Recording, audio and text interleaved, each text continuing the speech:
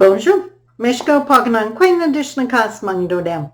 Hi everybody, my name is Sandy Boucher. I'm Red Thunderbolt Woman of the Loon Clan, and I'm a proud member of Seine River First Nation in Northern Ontario, and I'm here with this week's Tuesday teaching. And as always, I have some props. So this week we're talking about the teachings found in an ordinary, everyday houseplant, or actually any kind of plant you can think of. So what I got going on here is first we got the little planter, and this was actually, it looks like a coffee mug, but it was actually given to me by my grandchildren and my daughter and my son-in-law, and we got some soil in there.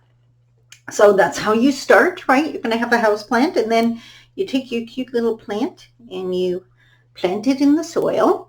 And yes, that's a fake leaf. Don't judge. And then, of course, you're going to have to take care of the plant. So you're going to add, can we see that? Yes, water. And we're going to water it. And we're going to make sure there's nutrients in the soil. That's how you have a healthy houseplant. Well, let's remove this for a sec. Now the teaching part. I want you to think about your life. The reality is, long before you're born, the environment you're going to be born into was created. This is your family. This is your community. This is your home. You weren't part of deciding whether this is healthy or not, whether there's nutrients in this or not. This all happened before you were born. And then along came you. And you have had to grow in that environment. And as a child, you didn't have a lot to say in what you were fed. Like, the reality is, if you're in a nice healthy home, we got our, can you see that again? Water. Okay. If you're in a nice healthy environment, then you get watered on a regular basis and all is good, and you're going to grow and you're going to be healthy. But then there's other environments that don't add the healthiest things.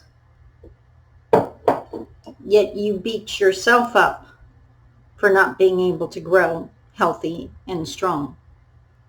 Unfortunately, what we see often in our communities is, as our children grow, they get to the point where all you hear from them is they don't care. They actually choose the gasoline. They say they don't care about their future, that they don't care if it's a good choice. They just want to have fun. What I wanted to share with you today is your future. And the future of your children depends on the environment they grow in and what we feed them. And for those children that are now older and deciding that they don't care, I want to share a fact with you. Indigenous people in Canada are an identified oppressed group. They have been held down as a group, as a whole, for a long period of time. It's a proven fact that members of an oppressed group respond in one of three ways to that condition, to that environment. The first way is violence. And we see that in our communities. You get sick and tired of being oppressed and you lash out, often not against the people oppressing you, but sadly against the person standing right next to you. It's a natural human reaction, but it's not the healthy choice. The second way, natural human reaction to oppression, is a $15 word, acquiescence. It means giving up. It means choosing gasoline over water. If you're doing that, you're not doing that because you're deciding your way or you're deciding not to care. You're doing that because you're a member of an oppressed group and you've been brainwashed into thinking that way. I'm telling you, you can choose another way. The third way, the third natural human reaction to long-term oppression is nonviolent resistance. Every single time we say, no, you can't look down on me. No, you can't do this to my community. No, you can't talk to me that way. Every time a youth group creates a video to talk about the conditions they live in, every single time one of our amazing youth go on a walk to protest something, all of those, a letter to your MPP, standing up and running for chief and council, all of those are examples of non-violent resistance. And that's how we overcome oppression.